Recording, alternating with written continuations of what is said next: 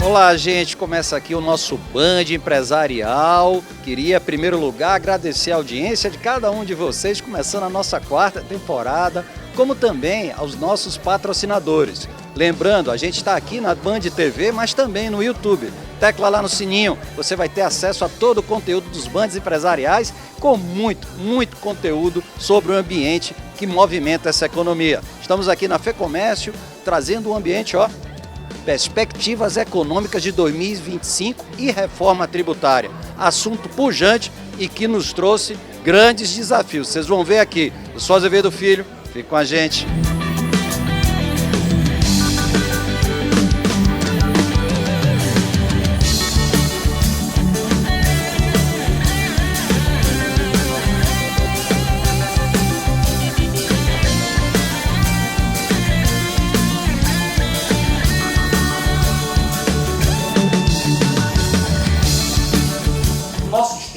CNC, FEComércio, SESC, SENAC, está presente em mais ou menos 2.400 municípios dos 5.500 e poucos municípios que o Brasil pertence. O Brasil tem. Desses, nós temos algo em torno de 1.500 unidades espalhadas por esse país, fazendo ações sociais que ninguém tem condições de fazer. Nós somos, com absoluta certeza, as maiores entidades de ação social que esse país tem.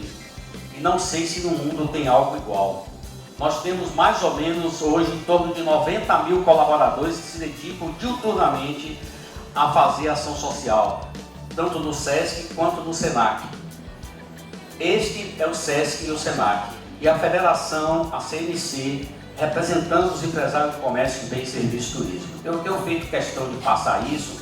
E além tem um detalhe importante, não há no nosso sistema, com essa prestação gigantesca de serviços que nós fazemos, não há um centavo público. Todo o nosso recurso é bancado pelo empresário do comércio de bens, serviços e turismo. E a CNC é a grande gestora dessa grande rede de proteção social que o SESC e o SENAC fazem. Band Empresarial e, é claro, nesse evento maravilhoso, muito provocante e, é claro, sempre trazido pela essa pessoa, o querido amigo e presidente da FEComércio Bahia, Kelso Fernandes. Kelso, plenário cheio, mas saí meio agoniado como empresário que sou, hein? Perspectivas de desafios fortes e que a gente precisa encontrar uma forma de resolver isso, né? Verdade. Como eu disse ali no meu comentário, no primeiro momento que o nosso Guilherme começou a fazer suas explanações, eu raciocinando sozinho ali, disse, rapaz, eu dei uma entrevista completamente deslocada do momento. Do eixo, né? Só que ele estava dando dados de uma realidade hoje. E o Felipe veio aqui mostrando para a gente uma coisa mais macro, falando um pouco da reforma, de um modo geral, uma coisa mais ampla. E aí a realidade chega. As preocupações que nós estamos realmente tendo com essa reforma, que ainda é uma incógnita para a maioria das pessoas, né? Você vê aqui uma tributação, principalmente no setor que nós militamos, pular de 14% para 28%, quer dizer, um aumento estrondoso que vai gerar inflação, vai gerar desemprego, vai gerar retração nos negócios, quer dizer, é inimaginável. E com 10 anos de implementação, onde já se viu 10 anos para implementar uma reforma que você vai ter que trabalhar com as duas. Eu estou com pena dos nossos companheiros contadores, sabe? Porque eles vão ter que se desdobrar em 10 para entender essa reforma. Uma reforma com 500 e tantos artigos. Você já imagina, aí já é um fator complicador, né? E ainda por cima 10 anos para ser implementada. Ou seja, nós vamos ter que conviver durante esse período, uma década inteira, com dois sistemas tributários que vai causar maior confusão. E o que é pior, você não sabe quando é melhor você recolher nenhum ou recolher no outro. É um absurdo, só no Brasil para a gente ver esse tipo de coisas, amigo. Infelizmente é isso. E vem num cenário onde a gente tem taxa de juros com projeção amplificada, dólar já deixou de ser 5, passou a ser 6, enfim, uma retração de crescimento muito clara pelo que está aí sendo posto E, evidentemente, o que eu aí advogo muito, Kelso, e quero deixar aqui meu registro a você e parabenizá-lo, porque só associativamente é que, de alguma forma, podemos ter um cenário onde, de alguma forma, podemos brigar e levantar uma bandeira pelo comércio, pela prestação de serviços, pelo turismo, por todos os outros mecanismos que o empresário depende. Com certeza. Graças a Deus, como você frisou no início da nossa gravação, a casa estava cheia, os empresários vieram, estão entendendo, a imprensa, vocês de um modo geral da imprensa, têm ajudado muito na divulgação do nosso trabalho. E é isso que a gente quer, que o empresário se sinta protegido nessa casa, saiba que é a casa dele, que é através do associativismo, como você disse, que a gente vai conseguir dialogar com os governos, em todas as esferas, para que a gente possa encontrar o melhor caminho de minimizar esses estragos que às vezes essas reformas causam. É inimaginável um país que precisa crescer, precisa gerar emprego num número cada vez maior, precisa fazer essa economia girar, tirar o povo da pobreza, porque não tem cabimento as pessoas viverem a vida inteira num Bolsa Família, bancado pelos empresários, porque quem banca é a sociedade, não é o governo, né? O governo arrecada esse imposto que é tirado da sociedade, onde ele poderia estar tirando esse imposto para aplicar na infraestrutura que o país tanto precisa, mas tem que bancar uma ação social que demanda recursos gigantescos, né? Quando a gente pode estar fazendo as reformas necessárias, a administrativa, a política, a fiscal, para que a gente possa efetivamente fazer com que o país cresça, gere emprego, gere renda. É isso que a gente quer. Perfeito, e espero que com isso a gente possa realmente pensar de uma forma, mas principalmente, né, presidente, que a gente gaste melhor, arrecadar mais, mas gastar melhor, distribuir melhor, que com certeza sobra dinheiro no bolso e aí sim toda a economia como um todo ela começa a funcionar de maneira melhor. Presidente Kelso, mais uma vez, parabéns. Obrigado, amigo. Tamo junto.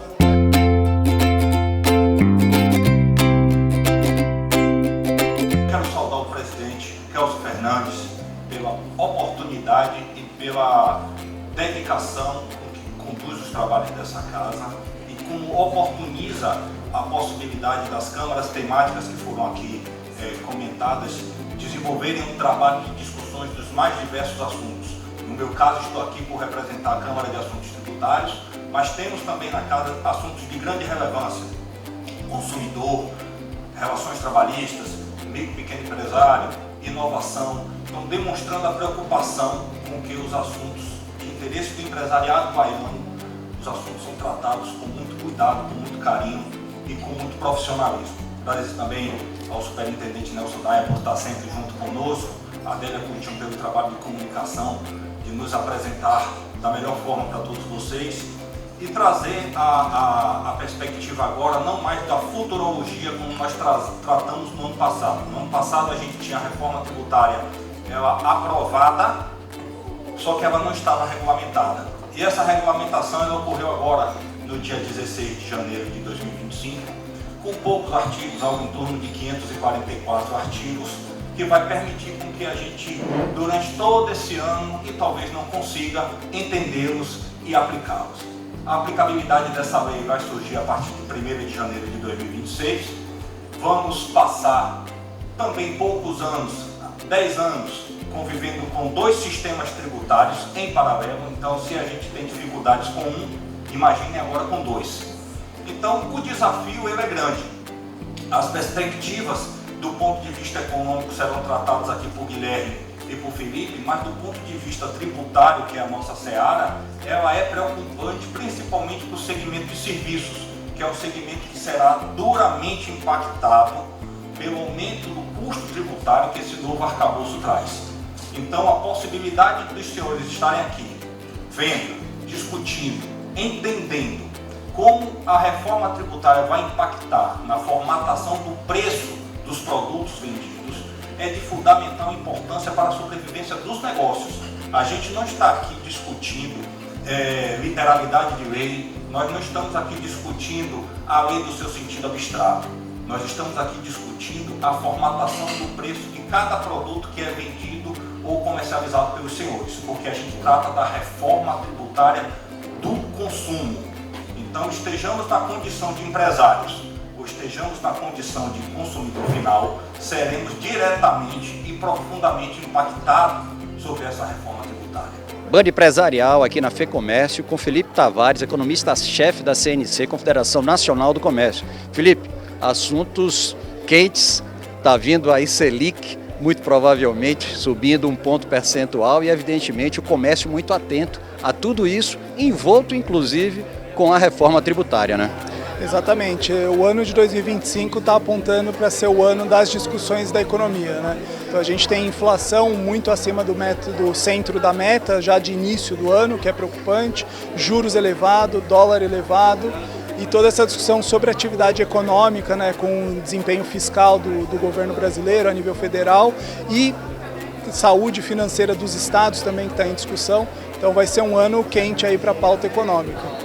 E aí como é que você vê? Vê espaço, Felipe, para que a gente possa reduzir essa taxa de juros e de alguma forma incentivar mais a produção? Porque de alguma forma fica, evidentemente, todo mundo muito atento a esse tipo de coisa e o comércio sofrendo na sua ponta, porque muita gente deixando de fazer investimento para deixar dinheiro em conta, que não é uma boa solução. O comércio, né, o varejo de forma ampla de bens, serviços e turismo, ele é o termômetro da economia, né? Então se a população estiver desanimada ou preocupada, a forma como a gente comunica isso para o setor produtivo e para o país é via as vendas do comércio, né? Porque a população não compra um carro dentro da fábrica da Volkswagen, ela vai na concessionária, ela compra arroz, não é na lavoura, é no supermercado, então é o varejo que vende, né? Então a gente tem essa capacidade de dar essa notícia. E tem um ponto importante que é, a culpa desse problema todo é nossa, é do Brasil, né? A gente errou por muitos e muitos anos seguidos, só que a solução também está na nossa mão. Então assim, se o governo conseguir adotar uma política austera, fazer um compromisso sério para a diminuição do gasto público e gerar alívio nas contas públicas, a gente vai sim conseguir, talvez não esse ano imediatamente, porque os juros já está muito puxado, já está esticado isso no mercado, mas talvez a gente não chegue a 15% esse ano, talvez a gente pare em 14%, mas precisa desse ajuste das contas públicas. Se esse ajuste não for feito, não existe reunião com o dono de supermercado, não existe pedir para o colega segurar o preço na ponta, não existe lei que proíba reajuste de preço, não tem como segurar. Então está na mão do governo, se ele fizer o dever de casa nas contas, a gente vai conseguir ter um caminho positivo para o Brasil. E como é que você está vendo essa questão da reforma tributária? Eu vejo ainda alguns pontos bastante difíceis de você ser resolvido. Primeiro, essa questão da parte mista, você vai começar a ter que trabalhar com os dois modelos, então instruir a ponta de como fazer isso é uma coisa extremamente difícil. Outro ponto é que o dinheiro está chegando pouco ainda ao município, e eu acho que esse é o grande detalhe que também precisa ser revisto. Como é que você está vendo isso, Felipe? A gente ainda não consegue dar uma avaliação se vai ser bom ou ruim para o Brasil, porque precisa terminar de discutir de forma ampla, de forma completa, né? A primeira parte a gente já sabe que simplificou o sistema, isso é legal, a gente vai ter um sistema mais simples, só que ele só chega daqui 10 anos. Porém, esse sistema mais simples ele vai ser cobrado a mais. Então, o brasileiro pagou a simplificação da reforma. A gente vai ter um aumento da carga na ponta e isso vai refletir aumento de preços. A gente tem um outro ponto, que esse eu acho que é o grande foco hoje do debate, tem que ver como esse dinheiro vai ser repartido, porque mudou completamente a dinâmica, a gente não sabe se isso é exequível do ponto de vista da administração pública e da administração fiscal, e lembrando que mais da metade dos municípios brasileiros dependem do caixa da prefeitura, do público, né, dos órgãos públicos de forma ampla para sobreviver economicamente. Então, se o dinheiro atrasar a chegar, a gente pode ter problemas seríssimos no Brasil de forma ampla, né, o Brasil do interior que a gente fala, né? Então esse é um ponto muito sensível.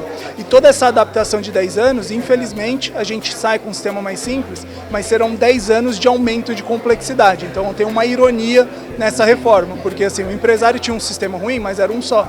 Agora ele tem um sistema ruim e um sistema que vai ser melhor. Só que são dois sistemas, então ele tem um efeito a mais de trabalho e tem várias dúvidas de como fazer a sinergia que não estão na mesa. E que isso vai ser um questionamento a mais na Receita, no Judiciário, então assim, tem 10 anos ali de purgatório para passar, para conseguir colher o benefício da reforma. Obrigado, Felipe Tavares, direto aqui, Band Empresarial da FEComércio. Obrigado pela sua entrevista.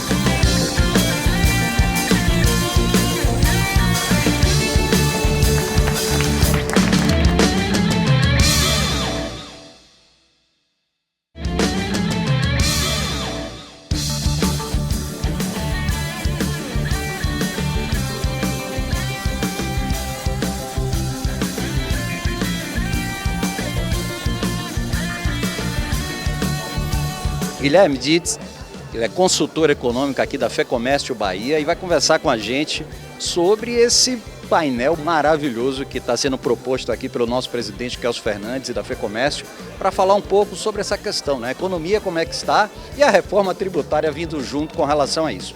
Qual é a visão que você tem, Guilherme, com relação principalmente a como o empresário, o pequeno comerciante, está lidando com essa alta taxa de juros? É importante ter esse evento aqui na FEComércio Bahia, liderado pelo presidente Kelso, para mostrar para os empresários as informações mais recentes, né, da nossa economia. E quando você coloca micro, pequeno empresário, médio empresário, ele é o que mais sofre, porque ele não tem garantia, ele não tem um histórico longo para conseguir um crédito barato, com condições normais. Então ele vai pegar normalmente uma taxa de juros muito elevada, uma condição que ele não consegue colocar no seu fluxo de caixa. Então o que acaba acontecendo? Daqui a 2 anos a empresa morre, porque ele não tem aquele conhecimento financeiro de um planejamento, né, a maioria das empresas, tanto que a taxa de mortalidade é muito grande. Então esse aumento da taxa de juros ele é muito prejudicial para a economia e sobretudo para os pequenos negócios. E aí fica aquele contraponto, como baixar a inflação já saindo do limite da meta que foi estabelecida, e a única fórmula, o único remédio encontrado até hoje é esse aumento da taxa de juros, mas ao mesmo tempo ele de alguma forma acomoda os investimentos, acomoda de alguma forma um novo emprego, né? Geração de emprego, que é o que movimenta. Então, como sair dessa equação tão antiga, mas tão difícil de resolver? Eu acho que o importante que aconteceu recentemente foi a independência do Banco Central e não tornar a instituição política. Porque você consegue ter independência. Então você tem a política monetária, que é a questão de juros para controlar a inflação, mas por outro lado você tem a política fiscal. A gente está tendo uma injeção de recursos muito grande, tanto que nosso déficit, ou seja, a gente está gastando mais do que arrecada no Brasil, mesmo tendo recorde de arrecadação, e isso está inflando os gastos das famílias. Isso prejudicando a inflação e, por consequência, tem um aumento de juros. Então seria importante a gente controlar os nossos gastos, mostrar um superávit primário, buscar um superávit primário, ter uma tendência de controle da dívida pública. É importante para o telespectador entender que a nossa dívida pública estava em 70% em relação ao PIB há questão de um ano, agora está em quase 80%. Quando o investidor olha e fala, esse país está se endividando e ele não tem grau de investimento, então eu não vou arriscar meu recurso aqui. Então isso torna o Brasil muito com um mau risco e aumenta a taxa de juros, porque o prêmio que eu preciso pagar para esse investidor é maior. Então, assim, é um contexto que a gente sabe qual é o problema? A gente sabe qual é o caminho. É político, é fiscal, a gente precisa controlar nossas contas, porque resolve juros, resolve a questão do câmbio, que subiu a R$6 agora recentemente, e a gente consegue ter um cenário de longo prazo e busca do grau de investimento. A gente sabe qual é o problema, sabe como resolver, mas por questões políticas a gente sempre fica nessa mesmice. E ali conversando com o Felipe Tavares, a gente estava conversando qual é a fórmula que se vê. Eu sugeri sempre o associativismo, juntar com uma federação que possa ter pessoas como você, que possam de alguma forma fazer uma leitura, uma análise mais profícua e de alguma forma brigar, né, reivindicar de maneira conjunta, mais musculosa, para que suas reivindicações possam ser ouvidas, né? Sozinho a gente não faz nada, né? Mesmo na equipe da Band aqui, na hora que está num grupo, vocês conseguem fazer um programa de excelência. E da mesma forma como os empresários, na hora que se juntam num evento como esse aqui, organizado pela FEComércio Bahia, mostra o poder do comércio, serviços e turismo. Na hora que a gente vem aqui, a gente alinha os entendimentos, seja de cenário econômico, da carga da reforma tributária e as perspectivas que a gente tem para 2025. Então é importante o associativismo das pequenas e médias empresas também buscarem a forma de juntar forças, porque na hora que você vai a Brasília, por exemplo, quem grita mais é que consegue. Às vezes o setor é pequeno, mas se ele grita mais do que aquele setor grande que está desorganizado, ele consegue mais. Então é importante haver essa junção das empresas, desse objetivo comum. Evidentemente sempre tem objetivos diferentes ali, um ou outro, mas eu acho que a união é mais importante. O objetivo final é para que as empresas consigam se organizar, buscar seus objetivos e é pelo bem não somente das empresas, é bem dos empregados, da economia brasileira, da economia baiana, para que a gente tenha um crescimento. A gente está cansado do voo de galinha, a gente precisa de um crescimento longo, sustentável e de longo prazo. E aí, notadamente, a Bahia perdendo um pouco desse protagonismo para algumas outras regiões do Nordeste e de alguma forma que precisa retomar, e aí faz parte, evidentemente, esse trabalho da FEComércio muito forte em relação a isso. Como é que você está vendo? Eu tenho achado bastante interessante todo o movimento que tem sido feito pelo nosso presidente Kelso, Nelsinho Daia também prestigiando muito aqui, e como você vê, inclusive agora com essa questão da reforma tributária? Como é que você está vendo este caminho que, de alguma forma ou de outra, continuam dois, né? E por um bom longo tempo. E aí, como é que a gente se dá em relação a isso? Qual é a sugestão? O que a gente viu da reforma tributária, a gente queria algo anteriormente, no início. A gente não vai chegar no que a gente queria.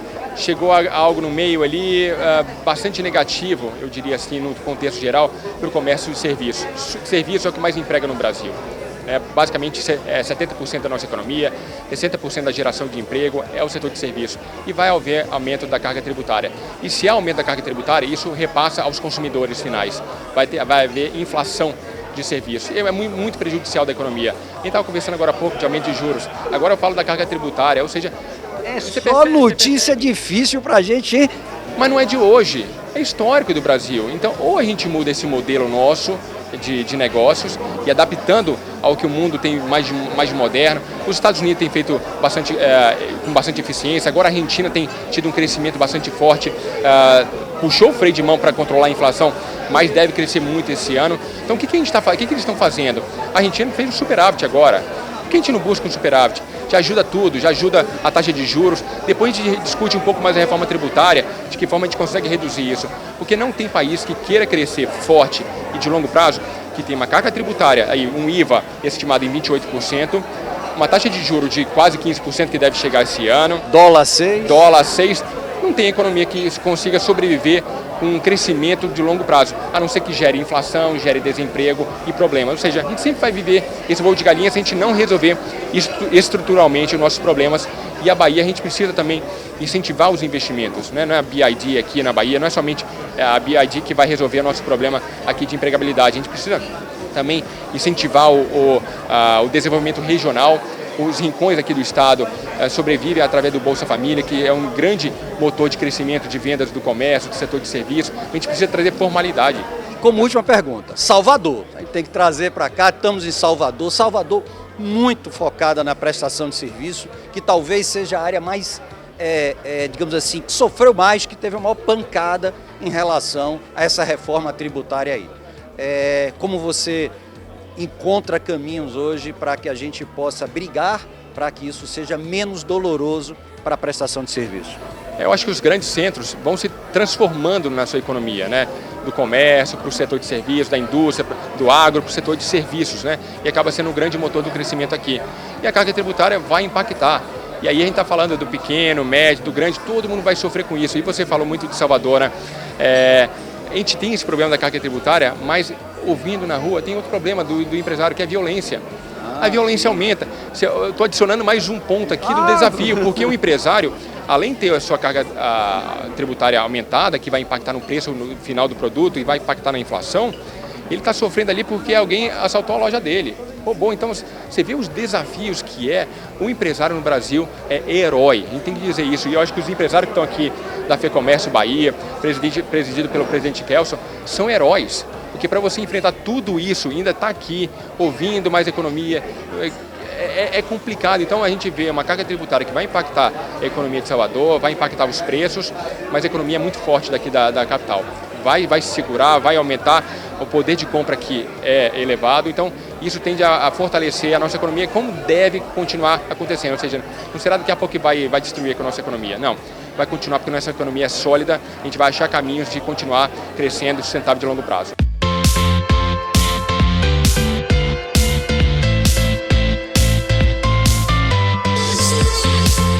Band Empresarial no evento aqui na FEComércio, falando sobre economia e reforma tributária. E como sempre, nossa secretária de desenvolvimento do município, Mila Paz, participando e evidentemente trazendo esse grande intercâmbio entre o empresário e o poder público. Mila, prazer com você de novo aqui no Band Empresarial. Prazer sempre o meu, super importante para a gente participar desses momentos em nossa cidade. Eu estava comentando ali que já virou uma tradição nesse início de ano, a gente está aqui na FEComércio, ouvindo esses especialistas, trazendo aí esse cenário macroeconômico do Brasil para a gente poder, claro, estruturar nossas ações com base no que a gente entende de perspectivas econômicas, falar da reforma tributária, que é sempre aquele desafio da gente compreender, entender o que é que impacta, o que é positivo para os municípios. Então a gente está muito animado com esse início de 2025, um ano que promete. O verão começou aí bombando, atividade do comércio e de serviços em Salvador vive um momento realmente muito feliz na cidade.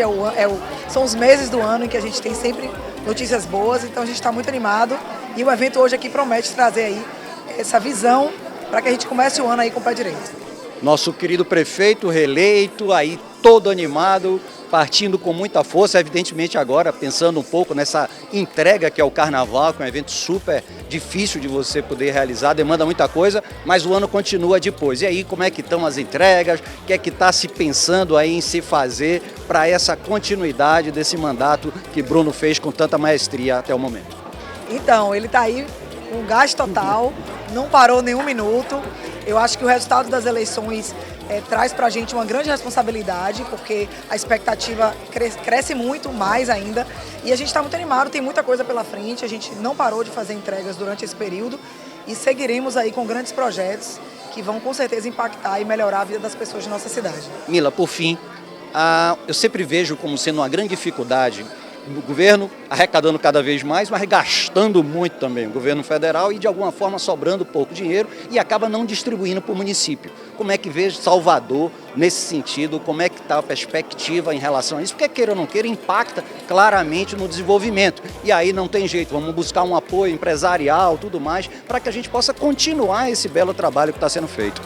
Bom, Salvador tem alcançado aí uma independência e de fato cada vez mais uma independência financeira das estruturas. Claro que a gente tem os repasses obrigatórios que são fundamentais para a dinâmica econômica da cidade e da gestão, mas a gente tem também percebido um aumento da atividade econômica na cidade, né? Isso é muito importante porque é um resultado imediato das ações que o município tem feito aí em prol do desenvolvimento, atração de investimento da cidade.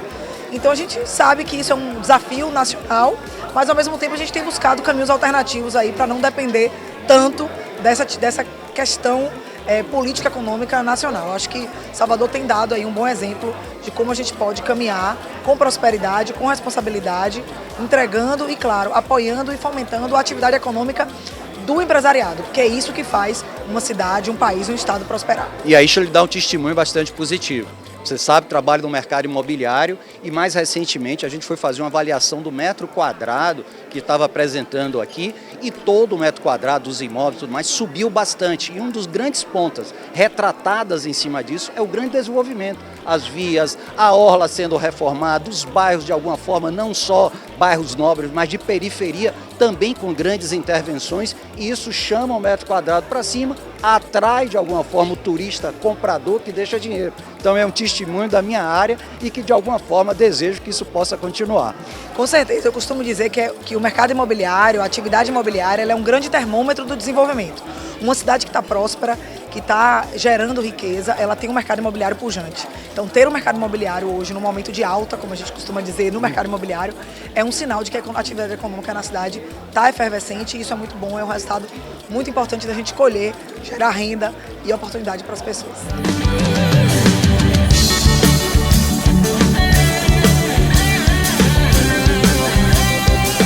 Pois é, gente, assim encerra o nosso Band Empresarial, agradecendo por demais aos nossos patrocinadores, a você pela audiência e dizendo que em breve a gente volta com mais Band Empresarial, trazendo muito sobre esse ambiente que com certeza tem um desafio muito forte, como mostrado aqui nesse evento. Então não esqueça, sou Azevedo Filho, fique com a gente.